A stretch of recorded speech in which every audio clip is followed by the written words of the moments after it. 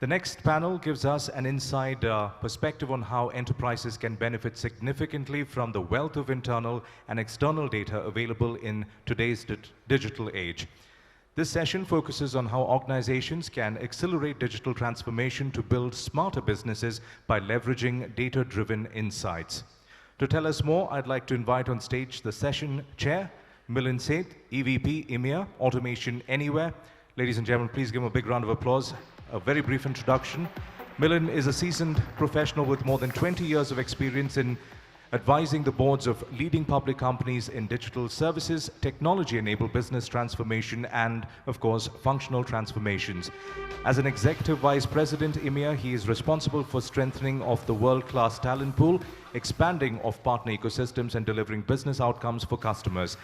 I'd like to request Milan now to introduce us to the rest of the panel. Over to you. Okay, all right, good afternoon. What we're going to do is that the way panel is organized is we're going to invite Paritosh Desai from Target to come and share the analytics and data story within Target.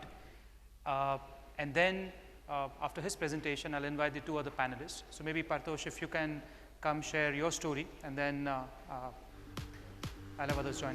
Thank you. Thank you. Okay. I usually have some issues, one or the other, with the audio visual, so I hope you can hear me. I still have clicker to go, so we'll figure out where we are. But thank you for inviting me. Thank you, Milan, for this panel, and I'm certainly looking forward to sharing some of our story. And Milan, we were talking about some of the things around what are important, and of course, a lot of things resonate. So I am actually looking forward to the panel conversation, so I won't bore you with a lot of details. But let me talk about Target, what Target is. I don't know how many of you are familiar, but if you're not familiar, Target is one of the largest retailers in the US, the top 3 or 4, traditionally seen as a competitor to Walmart, so you get a sense of what Target is. We have 1,800 stores, do $70 billion worth of business and change. The reason why I bring it up is when we talk about data, the scale and complexity will become an ongoing theme. We have 350,000 employees and certainly a fairly large GCC center here in Bangalore. In fact, we were one of the first people to start that more than 10 years ago. So that is the backdrop. And then as we talked about what are the data and analytics capabilities, so I figured I will share with you some of our journey in terms of what capabilities we have, what teams we have built out, and more importantly, how are they located and how Bangalore plays an important role. So this journey has taken us a while. Target has been data savvy for a long time, so I don't claim any credit for just doing this all by myself. But we have an impressive team of about, give or take, 1,000 people in 3 locations. Minneapolis, where we are headquartered, Bangalore here, and Sunnyvale. In fact, we have about a third of my team in Bangalore, which tells you how important this is. But more importantly, we think of this as a place where we have capabilities just the same as in different places. So for us, it's a play for go where the talent is, and then figure out how to make the best use of them. I think the rest of the stuff just gives a sense of the size and scale. When you have petabytes and petabytes of data to deal with, you have to solve that problem in a very, very different way. You can't use just traditional tools and technologies, which is what excites me. But of course, I won't bore you with detail because almost all of you are familiar with this and also know how to use technologies. So let me talk about my learnings first and foremost, right? So we are in an AI and technology forum, and it sounds very different to talk about people problems, because what I learned is that solving technology comes very easy for us, almost all of us. You create an analytical model and application, and what you struggle with is the adoption of that tool. How do you create the right processes around that? And so what we start talking about is that let's not talk about math, science, and technology first. Let's talk about problems, the business problems themselves. So my first big lesson that I want to leave you with is no analytical system will be successful unless you build trust and credibility with your users, whether they are end users, consumers, in our case, our customers, we call them guests, or our internal business partners. And the thing that I have to make you aware is that think about target scenario. We have 1,800 stores. We mess up a recommendation for supply chain, and then we send 2 trucks instead of 1. Guess who has to bear the brunt of those 2 trucks? Those are the store teams members. You do that once, they never ever want to talk to you about your algorithms. Well, the second one is a challenge that we have faced is not everybody knows what data-driven decision making is. So we have to educate them. And part of the education is we have to agree on solving a problem with a joint understanding, right? The goal is not to solve a math problem. The goal is to understand and solve a business problem. All, I'm sure, very, very familiar to you. It's nothing sounds like new news. But if you don't focus on what problem you're solving and you don't understand it, I have many instances where we solve a problem to find out we had the wrong optimization function, we had the wrong constraints, and the decision does not make sense. For many of you that have used some of these analytical systems, for example, GPS navigation, what bothers me the most is that every now and then it will pop up and say, hey, you're on a ride that is going to take 20 minutes. Why don't you save 1 minute? Like, really, do I care about saving a minute? That is not important. So if you don't include or build this kind of intelligence, then nobody is going to adopt this kind of systems. And of course, we will talk more during the panel, so I will save some other examples. The last one is to make sure that we understand and make room for different approaches. You simply cannot go take a report and say use the report, or go take an API and say use this API to solve the problem. You have to look at the maturity of your business partners or your customers and make sure you give them the right tools and engage with them. I have a bunch of our team members and they can tell you stories about what engaging with our stores business is looks like versus marketing versus our finance department. So not everybody is at the same level. Please do recognize it. And what I want to really end with is a bit of an anecdote.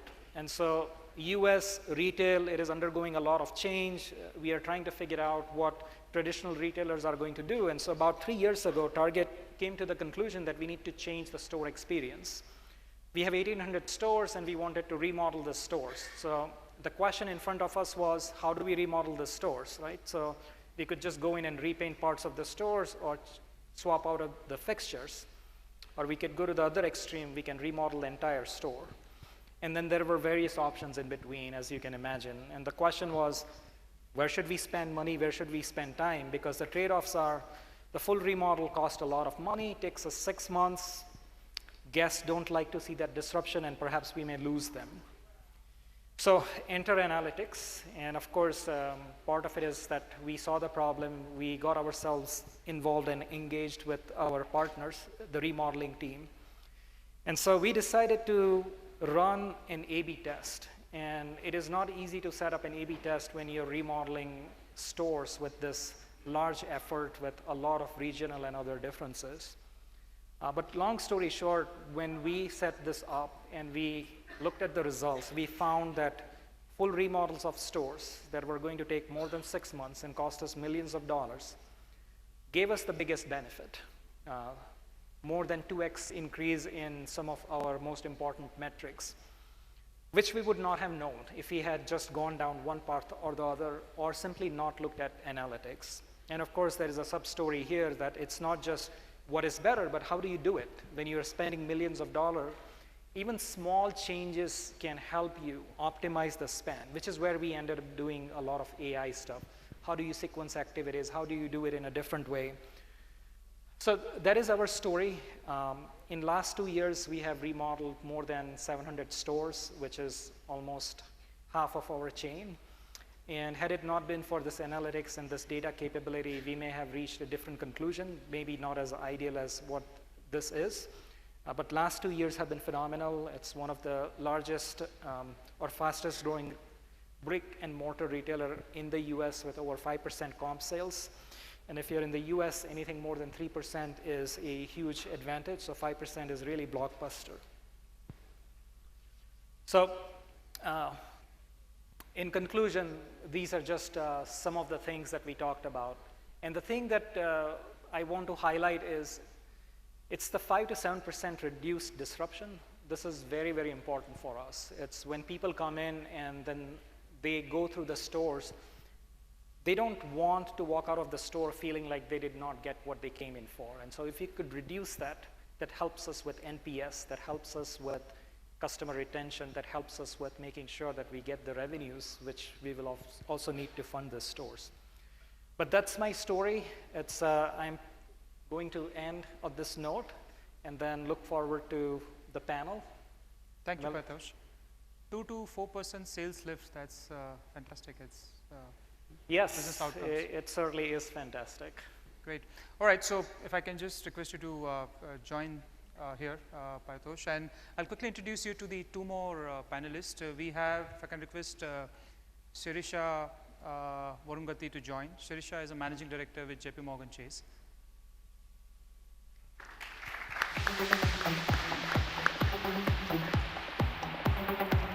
Thanks, Sirisha. And Jim Becker, President Global Solutions from Optum.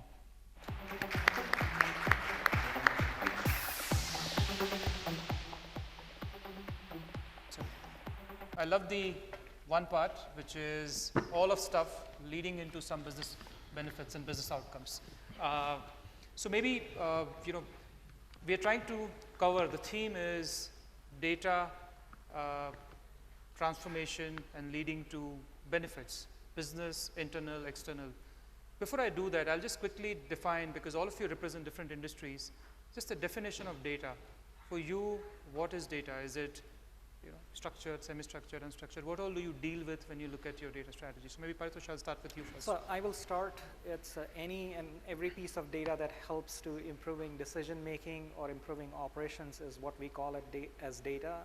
For Target, that includes certainly the transactional data, all the web browse activity, but it also includes a lot of other data, whether that comes from sensors, from our call centers. So a combination of structured and unstructured data. Okay, great. Sirisha, maybe? Well, just adding to that, right? So I think data is really the new oil in every industry, in all the 3 industries of retail, banking, as well as healthcare.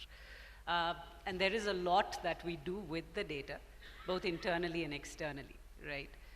As far as internally is concerned, I think we actually look at how we can bring in efficiencies in our systems, and we'd probably talk a little about that later on. The second really is about enhanced controls, right, and really protecting customer data. So that's another big part of you know, what data means to us and what we do with data. And the third really is about generating client value. And Paritosh did talk about a lot of that, you know, in terms of what Target's doing, but it's pretty much the same. All of us probably deal with millennial customers. All of us try and cross-sell to, you know, across various channels and so on. So that's the third large thing that we do with data. So it's really the you know, the oil for the new industry, I think. Okay, cool. Jim? I think it's really well said. I think that you know, when I look at data and applying technology to data, it's absolutely core to our strategies to enable consumers and care providers in healthcare. And the transformation that we're about to help folks live healthier lives and help the healthcare system be better for everyone, data is absolutely right at the epicenter of all of that. So the definition is very much similar, and data is really the oil that serves that. Right. So I'll you know, given the audience here is the leaders from the GCC community, which services global corporation, which obviously possesses a lot of data in a non-siloed environment. A question which comes to my mind is, and probably Sirisha, I'll start with you, that for JPMorgan, as all this data resides here, how do you determine A, what data will lead to better value, and B, how do you go about getting the context from the business? Is there a feedback which comes and says that, hey, you know, I like what Paritosh said, that there are problem statements and you're trying to solve problem statement. Is it problem statement driven, or is it we know the data and we can correlate and come out with some insights? Well, I think everything has to be problem statement driven. So most of the inputs in terms of how we manage, and plan for what we do with platforms around data is business, right? So whether it is a customer journey, whether it is an employee journey, whatever, it is that we're trying to work on, it's really about, the business really setting that focus. And that's the same for data at rest, what we do with it, what's the sort of platform that we create, what are the sort of shared utilities that we want to operate there, what are we going to do with respect to value creation on top of that data with analytics and so on. So everything has to be, business driven really. Okay. But of course, there is the platform and improvisations of the platforms, and where there are basic questions in terms of where is the data coming from, what are you going to do with the data, where is the data going to be tomorrow. All of those questions are more, the technology questions, which the platform teams should be able to answer. Right. Paritosh, interesting comment you had in your statement, or rather the presentation, was on the problem statements. And if you can just take us through the remodeling example and how that came about. So I assume that remodeling the stores to get better traffic, better utilization per se. But what I'm just curious is that as GCCs, we know the problem statements. What is the trigger where you say that, okay, here's where it requires analytics at a center in GCC? Or is it your team pushing you and saying that this is what we observed as correlations, etc.? So let me start with the last part. It's we are global teams. It has less to do with whether this happens in GCC or elsewhere. It's much more about what the capability is and how are they aligned with the business, and then they are empowered for doing that. In terms of this experience, this does not start with us knowing that we need to go do this, or our partners knowing that they need to engage with us. It came out of some of the conversations around as we were exploring these options. Certainly our CFO and finance function would ask the question of, we are going to be committing hundreds of millions of dollars. That's what is the metric? Who's going to measure it? And is it going to be an objective metric? Which is where we started talking about what metrics make sense. And we haven't talked in a whole lot of detail, but you have to think very hard because you're doing many different things. Is the 2 to 4% increase, is that because in general the market has been going up, or is it really because of the work that you did? So these are the conversations you have, which is how you come to a conclusion of what metrics we have. One of the things that we've done is that we have this template of 7 questions that we ask our partners.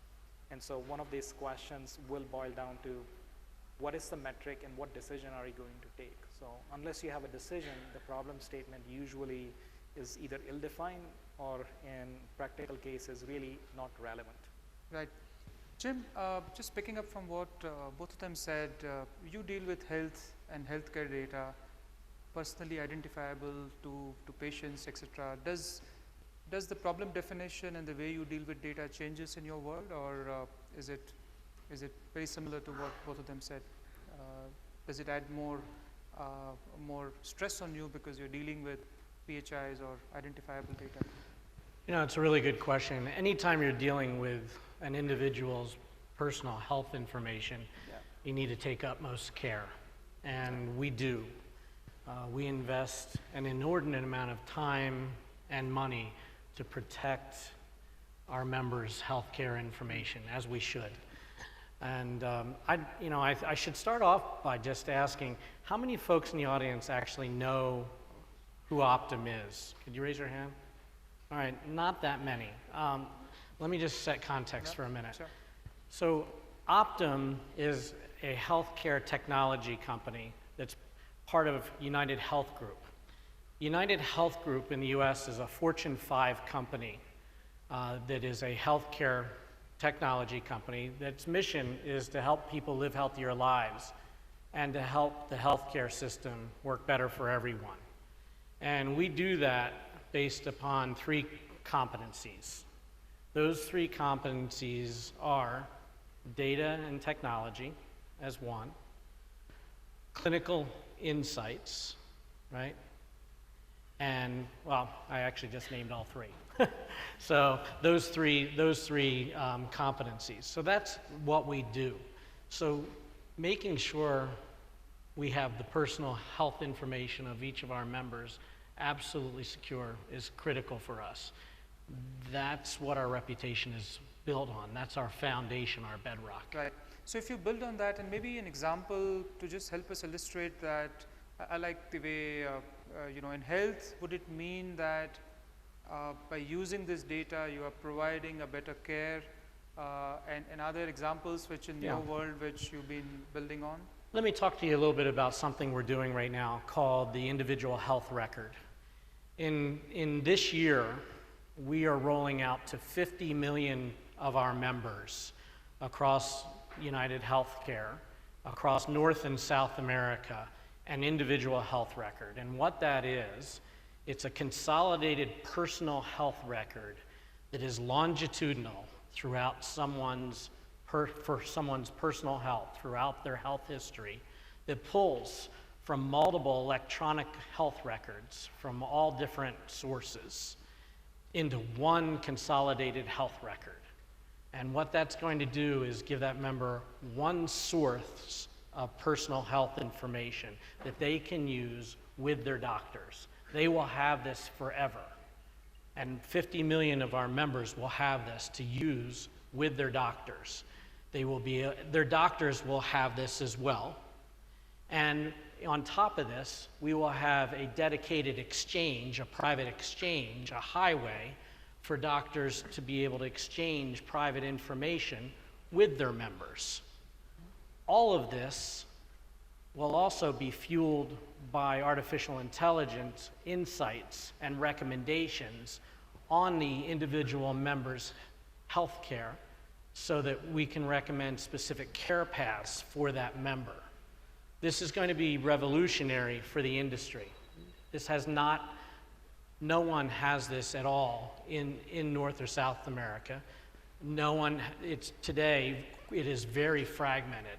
So I'm pretty excited about this because we're giving a secure, single place for a member to have their personal health record in one place and to have then an ability to have enhanced health care as a result, and for them to be able to work with their physician or their series of physicians to improve their health care. Right. I'll probably change track, Paritosh, back to you. You said that you are a brick and mortar, a retail format company. When you, as a company, engage and compete with the ground up built, day one digital companies, is there a data disparity which you deal with, where they have a better set of data, you have a different set of data? Well, certainly different challenges. First of all, I should clarify that Target is not just a brick and mortar company. We have a very significant e-commerce presence as well. We are one of the top 10 e-commerce companies in the US and have been growing really fast. But to answer your challenge, yes, we do have a lot of legacy systems and data that needs to be swapped out. But on the positive side, we also have longer history. We've been in business for more than 50 years, so potentially we know about what you did 10 years ago, which can become very useful in guiding our decisions. Think about macro planning decisions as we go through economic cycles. What happens, what works? Can you read these cycles based upon this retail information? So our focus has been to really modernize the system so that disparity goes away. And we are long ways into doing that. Most of our data and systems are readily available. We went from a latency of multiple days to now, few minutes to maybe half an hour, that kind of a situation across the board. And a lot of that work is actually being done by teams based in Bangalore. So the short answer is you have to work on it, but once you work on it, data becomes easily available, and then that fuels its own innovation. Right. And if I just follow on question to you is in terms of external data sources, because I think Sirisha talked about all the internal data sources. Is there examples in either of your cases, because you deal a lot with consumer, and a lot of consumer insights are coming in through external sources, external agencies which measure it. Are there examples where you integrate those external sources as a part of your analytics? So we do. I will give you two very quick examples. One very obvious example is weather information. It's not personal information, but when you look at the footprint of our stores and what we have to do, It's very easy to get into situations where we are understock or overstock because of local weather patterns. So once we bring in that information, our supply chain works better and we have the right products at the right time. So that is one example. I think the other examples have more to do with if we want to open a new store or if we want to make a decision around what new products to introduce, we do collect information around geodemographics, people's preferences, all those things. So we do bring in that data as well. But when people are using it, we want to blur the lines between internal and external data. We want to start asking the question, if you want to make this decision better, what data do I need? And it is our responsibility as data team to make sure that we provision and get that data. And we do that. There are a number of different external sources, but we kind of treat them as it's a data source. It just happens to be external. Yeah. Jim, you had a comment on that? Well, so, as similarly, if with weather events that are coming, if there's a hurricane that's coming into the United States, and let's say it's going to hit Florida, we know that storm is coming, and we know that roughly the track it's taking. We will, estimate where it's going to make landfall, and we will use that information and then understand which of our customers, our consumers, are going to be at risk. We then will take a look at their prescriptions and understand which of our, as an example, Medicare members might need a prescription refill ahead of time because they may be displaced or might have to go out of the area to be safe. And we will first contact them by phone and a lot of times be successful in reaching them, and they can go to their pharmacy. But if we're not able to reach them by phone, we'll then use local means and actually go out to their homes and make sure we make contact. We've had many instances where we've actually found people in their homes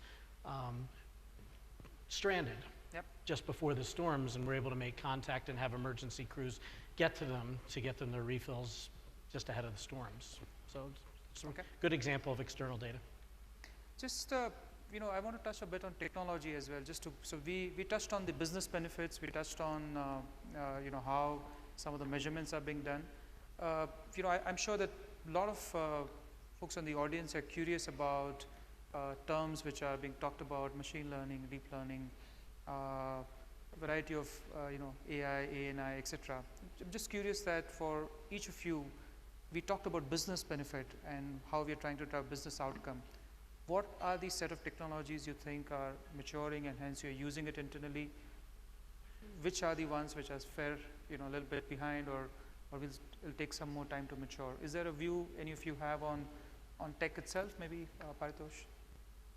Sure. So my view is that AI and machine learning is just undergoing another revolution. For those of you that saw that the first one was in 90s, that did not quite bloom as we wanted it to. And the reason why that is happening is more data is available thanks to digitization. Compute has gotten a lot more cheaper, so you can do things. And of course, there are innovations in terms of the algorithms themselves. All the neural network architectures and reinforcement learning kind of techniques allows us to do different things. So this is core capabilities. The exciting bit is how do you use these core technologies and convert them into capabilities that help us solve problems. So vision and image learning, natural language understanding, these are all the different ways that you can use them. For example, on our website, we use personalized recommendations of products, offers, content. We use a variety of techniques from AI to machine learning, and I don't even know how to really call the boundaries. I just call it applied math. And then when you look at other technologies, especially natural language processing or speech to text, with 350,000 employees, it's just a lot more that we could do. So there's a lot of experimentation that is happening. And so the way that I've described it is we have identified a set of problems that we want to solve, for example, supply chain, where we are doubling down. And there are other areas where we don't think we are really going to invest very heavily, but we do tinker and allow team members to experiment and see what is going to work. Right. Sirisha, any? Well, I think AI and machine learning is probably one of those most abused terms across the industry, I guess. I mean, if you ask every second person in tech, they'd probably tell you about an AI algorithm or something around machine learning that they're working on.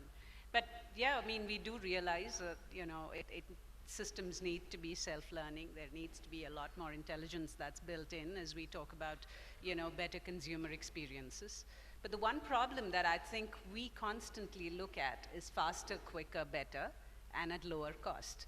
And we believe that AI and ML, if implemented really well within our systems, is going to take us to that point. So we are constantly investing into building AI platforms, into helping us solve some of the core problems. But as he's rightly said, I think in terms of really using the power of the AI engines, it's not completely utilized, as I would say. We use AI and ML today to do attrition analysis and understand customer pulse better, to understand sentiment analysis better, to look at self-heal, I guess, internally for some of our systems. But it's not really where it should be. So the investment there continues. But that's one space we're all very, very interested in and constantly building on. Right. I still feel like we're early stage on AI, ML, and deep learning. I mean, we're getting value. We've been getting value for years on it, but it still feels like we're revving up. And the tools are going to continue to change and morph. And the key is simply staying up with them and knowing which ones can be applied to get to value. Because the answer is it all comes down to what you can do to get to value. Because the tool sets are interesting, but it's which ones can really be applied in your environment to get to value by solving your specific business problems. And that's what it comes down to. But we're seeing the rise of the number of applications just be dramatic, and I really do feel like we're really on the cusp of just this dramatic acceleration. But the value's been there, and we've been getting the value. I just feel like it's just going to completely unleash momentarily. Right. Just the other question which comes to my mind, you touched on technology maturity and adoption as one challenge. Are there any other, you touched on the people as a first statement in your slide, Paritosh. Data-driven transformation, what are the other challenges and what are your ways to address and manage it within your organizations? Maybe. I think a couple things. Number one is you have to take a look at where you are in the maturity model. And for us, I think we're just at more of the systematic phase. I don't think we're at the transformational phase yet in terms of our maturity model. I think we have a ways to go. I think we've got executive champions. I think that we've seen value. We're getting value. That value, and we're seeing consistency in terms of how we're applying our models. But I think we just have much further to go. So I think the challenge from my perspective is still about organizational speed and discipline to get to that transformation level of the maturity model. I think we have further to go in our journey. So speed and discipline to make it happen. And making sure you have consistency across the entire executive team, and that drives down through the organization. Yeah. So investment in people has been one of our, big endeavors within the bank. And if I look at the sort of job families that we have from a data standpoint, we're talking about multiple of them. I'd actually look at data domain owners as one of those guys who need to understand the domain. So it's not all about data modelers and data scientists, but you definitely need guys who understand the domain. So I think that's one class of people that we actually look for within the organizations when we talk data. And then we have, of course, the data architects, right? It's really about taking these insights, taking some of the issues that we see and building it back into the architecture, which I think is a huge tribe, which is extremely important. And then we have, of course, the data scientists, a combination of data scientists and architects, and then the pure play data scientists or the data analysts. And certainly a group of people that has the soft skills and who's able to talk to business, to be able to bring in, you know, the sort of business aspects or imperatives into what we're trying to build around data. Data visualization is another big aspect. So Right. we're trying to build all of those segments, you So know, get the all right those talent, sets of people right talent for each of the for each of the these levels. sects, yes. And is there a ready talent, or you hire, groom, contextualize it? Well, so if you look at some of our recent hires at the bank and some of the high-profile hires, we've actually gotten people laterally as well from across the board, from Facebook, from Amazon, from the universities, of course, for AI, ML, and data. So it's really about, I think all of us, though from different segments, and that's what I said at the very outset, probably are dealing with the same problem, which is data. And how can we provide data maybe just as a service to anybody who wants to use that data within our respective segments. Yeah. So yeah. Prescription from your side, given you've got 1,000+ kind of a team and you've done this for now years, what are the do's and don'ts? My prescriptions, I think I shared them. It's if you don't have a problem statement, I think working on that problem usually does not lead to any successful outcomes.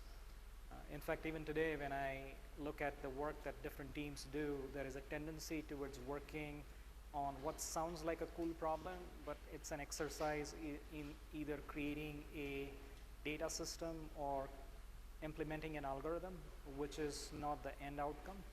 The second one is how do you connect with our business partners and users. So one of the things that we've done is we have an arm of our team, we call it Advanced Business Insights and Analysts, who are proactively embedded with the partners to get that context and drive that discipline on a daily basis. It's very important. So formalizing a structure and a model by which that exchange happens, that feedback happens, and you go from a problem to what algorithm we want to try, what are the results, how do we validate and continue those iterations, that is important. There is a backlash generally in the consumer society on data, usage of data by corporates, and what's the involvement of we as citizen or consumer in that process. In your respective industry, you see that as something to be thinking about yet, or is it more focused on the consumer industry, or is it more of a business industry like yours? Is it? Well, for us, we're regulated in terms of how we can use consumer data, right? We have PHI, which very much regulates our usage. So we're very, very careful about that, and it's highly prescriptive. So for us, I think that's not less of an issue. Well, I think as a bank, we're paranoid about data, right, and data security. That's actually one of our top line items that we look at constantly in terms of what's the data coming in and what's the data going out. We certainly have a huge infrastructure that's set up around auditing the data, tagging the data, looking at explainability of the data in terms of everything that it is touching within the bank. Also looking at, from a regulatory standpoint, we do have to look and keep data for, quite some years within our systems. So in terms of a technical problem, it's also about, are we able to archive that data? Are we able to retrieve that data within that stipulated time period? So yeah, data security is one of the, big investments that we actually spend on. Yes. Right. So I'm just maybe kind of coming to the, our allotted time, maybe one learning which if you were to kind of go back and you would do it differently in your internal data transformation journey. I know we touched on some of those areas, but just for everyone's benefit, if you could sum it up and say that these are the, maybe it could be 2, could be 3, but 1 or 2 things which you think should be done right so that you use this data for transformational business benefits.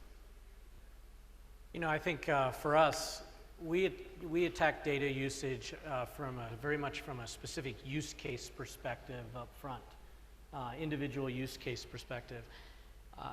And I would assert that if in hindsight, it would have been great if I could have thought about the landscape more broadly and been more strategic up front and as opposed to very opportunistic by use case. Because I think that while use cases were very specific from a standpoint of getting to value, if a more strategic approach up front would have made life easier later on.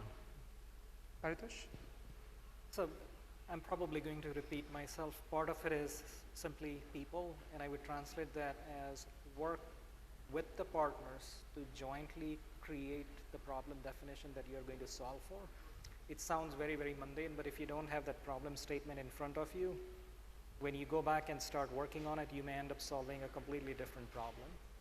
And the second one is upfront consideration for how you're going to measure the value of the outcome. Yep. If you don't do that, there is a tendency to cherry pick metrics that will show you as being successful. Those are the two things that I would recommend. Well, I think the one thing that we need to look at within the bank is considering a number of acquisitions that have happened over time. Our data is extremely fragmented, right? So we spend a lot of time, you know, if you just look at the number of data lakes that we have, you know, that folks are operating in, as I said earlier, the sort of data elements that we have, that's a big challenge. So that's one thing that I would, you know, probably relook and see how we can do better. But that's a big problem and challenge that we are working on as a company. Okay. All right, so I think it was a little bit of a lot of rapid fire. I was trying to get as much from all three panelists as possible. Just keenly listening, I took away 5 big lessons just for my benefit, and probably it might be of value to all of you as well. Just love the way Paritosh said that problem statement definition, when you're trying to drive a data-driven transformation, is the first piece. The second Jim touched on is the strategic lens, strategic view that when you embark on such a journey. Sirisha touched on the talent part of it, that multiple layers of talent, multiple roles, which allows you to define that and measure that, or rather define that. And then the fourth point was Paritosh's point around the measurement itself, that when you're driving a data-driven transformation, if it doesn't result into either a revenue, a cost, or a certain customer experience, it's difficult to sustain. And then finally, I think my takeaway from very kind of interesting conversation is in terms of ML and AI is here. Mathematics is heart of everything. I don't know how many of us really loved, enjoyed, and hopefully most of us did, but even if you didn't, I think there's a time to kind of fall back in love with mathematics. So I think, with that, I'll just like to thank you, all the panelists, for sharing your experiences, and hopefully audience found it useful. Thank you very much. Thank you.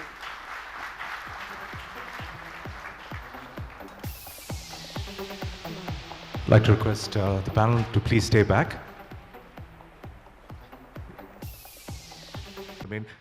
On stage, ladies and gentlemen, please give them a big round of applause once again. I would like to request Milan to present a small token of our appreciation to each of our panel members, as we thank them once again for being a part of this session.